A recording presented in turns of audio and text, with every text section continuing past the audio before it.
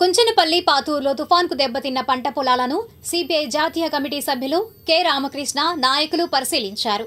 ఈ కార్యక్రమంలో జిల్లా నియోజకవర్గ నాయకులు ముప్పాల నాగేశ్వరరావు, జంగాల అజయ్ కుమార్, చిన్ని తిరుపతయ్య, కంచర్ల కాసయ్య, తుడిమెల్ల వెంకటయ్య, ముసునూరు సుహాస్ తదితరులు పాల్గొన్నారు. అనంతరం వారు మాట్లాడారు. ఇవాళ ఈ తుఫాను ఫలితంగా ప్రత్యేకించి మన కృష్ణా, గుంటూరు, తర్వాత ఎన్టీఆర్ జిల్లా, ఆ తర్వాత మన బాపట్ల జిల్లా, ఇక్కడంతా కూడా ఉభయ గోదావరి జిల్లాల్లో తీవ్రంగా పంటలు నష్టపోయారు. ప్రత్యేకించి రైతు పరిస్థితి ఒక్కసారి చాలా దారుణంగా తయారైంది. ఎందుకంటే పంటలు పండడమే కష్టమైపోతూ ఉంది. దానికి తోడు ఇవాళ ఈ తుఫాన్లు రావడం వల్ల పంటలన్నీ కూడా నష్టపోతూ ఉన్నారు. ధాన్యం పంట లేదా ఇతర ఏదైతే మెట్ట పైర్లు ఉన్నాయో వారు నష్టం ఒక రకంగా ఉంటే, ఎవరైతే పండ్ల తోటలు పెట్టుకున్నారో లేదంటే ఇలాంటి కంద ఇలాంటి పంటలు పండిస్తూ ఉన్నారో, ఆకుకూరలు పండిస్తూ ఉన్నారో వాళ్ళు మరింత ఎక్కువ నష్టపోయే పరిస్థితి వచ్చింది. ఒక్కొక్క రైతు, కొంతమంది రైతులైతే ఒక ఎకరా పైన 1,00,00,000-1,50,000 రూపాయల వరకు కూడా నష్టపోతూ ఉన్నారు. కాబట్టి అంటే ప్రభుత్వము ఇచ్చే సహకారం కూడా ఏమాత్రం కూడా చాలడం లేదు. వాళ్ళు ఏమాత్రం కూడా దాని నుంచి బయటపడే పరిస్థితుల్లో ఇవాళ కనిపించడం లేదు. పైగా మన రాష్ట్రంలో దురదృష్టకరమైన పరిస్థితి ఏంటంటే, ప్రత్యేకించి ఈ సంవత్సరం ఈ మన కూటమి ప్రభుత్వం వచ్చిన తర్వాత 26 జిల్లాల్లోని రైతులు కూడా తీవ్రంగా ఇబ్బందులు పడుతూ ఉన్నారు. చివరికి చిన్న చిన్న పంటలు పండించేవాళ్ళు, ఉల్లిగడ్డ పంట పండించేవాళ్ళు, టమాటా పండించేవాళ్ళు, మామిడి రైతులు అందరూ కూడా ఇవాళ రోడ్డెక్కే పరిస్థితి. వారు పండించిన పంట అంతా కూడా రోడ్లో వారు వృథాగా పారబోసే పరిస్థితి ఒకటి కల్పించారు.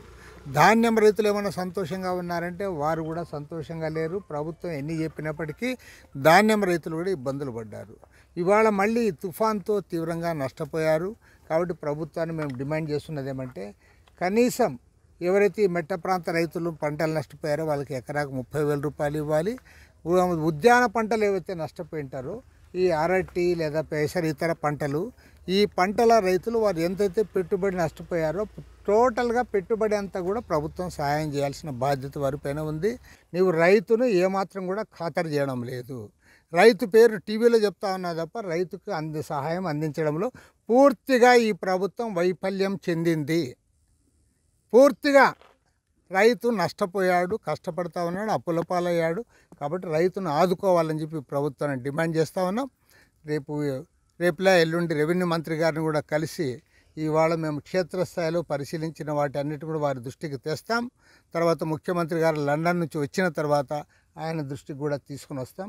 ఏది ఏమైనా సరే చంద్రబాబు నాయుడు ప్రభుత్వం రైతులను ఆదుకోవడంలో సాచివేత వైఖరి అవలంబిస్తూ ఉంది. ఈ ప్రధానంగా మనం మంగళగిరి నియోజకవర్గంలో ఉన్నటువంటి ఆకుకూరలు కానీ, కంద, చామ లాంటి పంటలు కానీ, అరటి తోటలు కానీ ఇవన్నీ కూడా పూర్తిగా నీట మునిగిపోయినాయి, భారీగా నష్టానికి గురైనాయి. కంద ఎకరానికి సుమారు 1,80,000 నుండి 2 లక్షలు అవుతుంది. మరి దీనికి 4వ వంతు కూడా 50,000 ఎకరానికి నష్టపరిహారం ఇవ్వకుండా ఆ రైతు కోలుకోలేడు, మరోసారి వ్యవసాయం చేయలేడు. ఈ వ్యవసాయ రంగాన్ని పూర్తి స్థాయిలో రాష్ట్ర ప్రభుత్వం ఏదైనా అది హక్కున చేర్చుకొని రైతాంగానికి సంపూర్ణమైనటువంటి ఇన్సూరెన్స్, పంటల బీమా పథకాన్ని అమలు జరపాలి. అవి అధికార ప్రతిపక్షాల వాద ప్రతివాదనల కన్నా రైతును కాపాడే చర్యలు తీసుకోవాలని చెప్పి సిపిఐ పార్టీగా మేము డిమాండ్ చేస్తున్నాం. బుందా తుఫాను వల్ల మంగళగిరి నియోజకవర్గంలోని వివిధ పంటలు చాలా నష్టపోయింది.